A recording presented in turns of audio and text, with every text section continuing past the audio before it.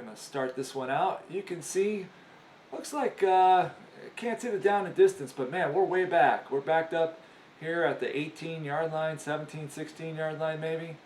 And you're going to see this play here. It's going to be a pass to the left. Now, here we go. And I think this game had the luxury of having 7 officials on it. I don't quite remember. But let's watch what happens here at the end. No, they only had 5. So, we're going to look at this again. So we want to ask ourselves, we're looking at this on a play like this. How do we cover it? And then we have to make a decision. It's decision time now. So, going to the poll, what are we going to do on our first play? What is your ruling?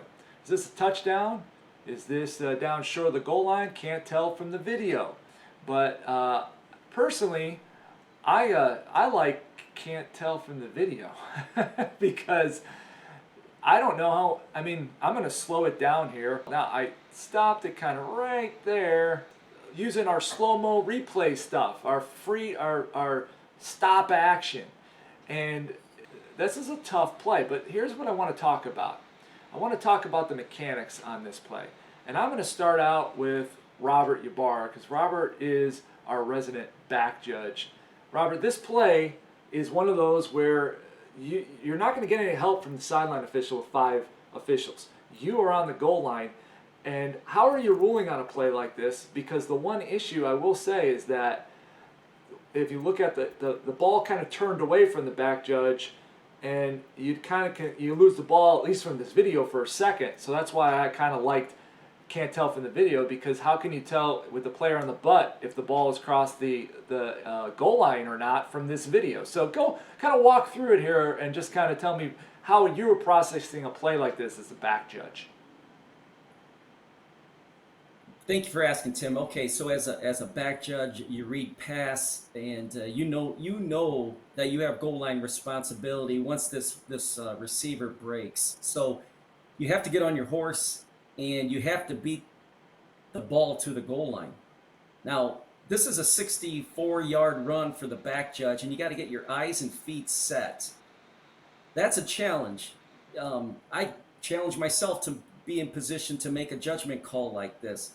The first time I saw it, Tim, without the slow-mo, without you replaying it over and over again, I'm like you said, the back judge's decision is not going to be overruled. We're going to go with whatever the back judge decides. In my first take, I'm awarding a touchdown, but I'm coming it up nice to make sure that he didn't step out of bounds first. I'm going to check with my wing. He gives me a thumbs up. He's not killing it down the sideline. Then I'm going to go up nice and easy, touchdown. That receiver and runner earned it. I'm not going to split hairs on that play. He earned it. And here's the deal on that. You're right. You're in position. You know the call, or you do use your best judgment, and you make the best call that you can. I'm gonna bring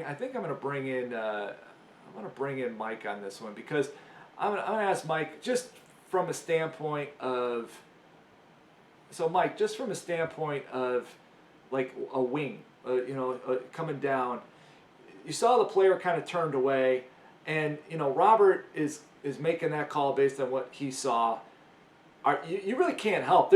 I don't think there's coming from behind. I don't think there's anything you can really do. This one's just going to fall as a judgment period on the back judge at the end of the day.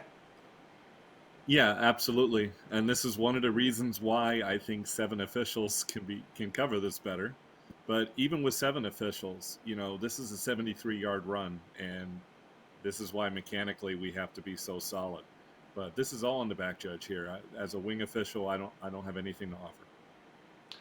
Yeah, I just don't think you do. It's just a tough one. All right. Oh, I see Bill has got a comment here. Hang on, Bill. Let me bring you in here, Bill. Bill, when's the last time you worked back judge, Bill? I don't know, 1922. But the sound thing is that you got to see, if you're going to call him down, you got to see the runner in firm control of the ball and being down. When you lose sight of the ball, what if he was bobbling at that point and re-grabbed it? And that. So, I mean, you got to make a call. It's one thing on this thing to say, hey, you can't tell from the video, but if you're asking us to make the call, make a call. Is it a touchdown or is it not? And if a back judge can get to that goal line, he should be playing the game, not refereeing it. There's no way in the world you're going to get to the goal line. So, Playing the game. and we had a philosophy in the old Arena Football League that said if it's that darn close and you can't tell, why do you want to officiate this play again? Go up with a touchdown and be done with it.